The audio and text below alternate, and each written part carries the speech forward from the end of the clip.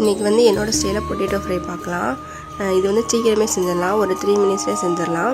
2 மினிட்ஸில் மேகி செய்யலாம், 3 மினிட்ஸில் பொட்டேட்டோ ஃப்ரை செய்யலாம். இந்த வீடியோ சேவ் பண்ணி ட்ரை பண்ணி பாருங்கள். ஃபஸ்ட்டு வந்து சட்டி எடுத்து அதில் எண்ணெய் ஊற்றி கடுகு உளுந்து போட்டுக்கலாம். நான் வந்து ஃப்ளேவருக்காக வந்து வெள்ளைப்பூடு போட்டிருக்கேன். அது போட்டால் சூப்பராக இருக்கும். நீங்கள் போட்டு ட்ரை பண்ணி பாருங்கள். அதுக்கப்புறம் வந்து கருவேப்பிலை போட்டுக்கலாம். போட்டு நல்லா வதக்குனதுக்கப்புறமா வந்து கொஞ்சம் உருளைக்கிழங்கு பெரிய பெரிய சைஸாக வெட்டிக்கலாம். ரொம்ப குட்டி குட்டியாக வெட்டாமல் பெருசாக வெட்டி சேர்த்துக்கலாம். அப்போ தான் சீக்கிரம் வேகும். குட்டி குட்டியாக வெட்டி பொரிக்கிறது சில பேருக்கு பிடிக்கும். பட் இந்த மாதிரி ஸ்டைலில் குட்டி குட்டியாக வெட்டினா சீக்கிரம் வேகாது. பெருசாக வெட்டினா தான் வேகும். வெட்டி போட்டுட்டு உப்பு போட்டுக்கலாம். மிளகாய் பொடிலாம் நான் சேர்க்க மாட்டேன். குழம்பு மிளகாய் பொடி தான் போடுவேன். அதான் வந்து மசாலாவாக ரொம்ப நல்லாயிருக்கும். வெந்தாலும் இப்படிலாம் ட்ரை பண்ணி பாருங்கள். அதுக்கப்புறமா இதை வந்து மூடி வச்சு கிண்டணும். கொஞ்சம் நேரம் மூடி வச்சு விட்டுட்டு அதுக்கப்புறம் கிண்டணும். நான் ட்ரையாக இருக்கனால லைட்டாக தண்ணி தெளித்து விட்டுக்கிறேன். நீங்கள் வந்து தண்ணி தெளித்து விடுங்க. ஊற்றாதீங்க. ஊற்றினா வந்து ஒரு மாதிரி குழக்கொன்னு ஆயிரும்.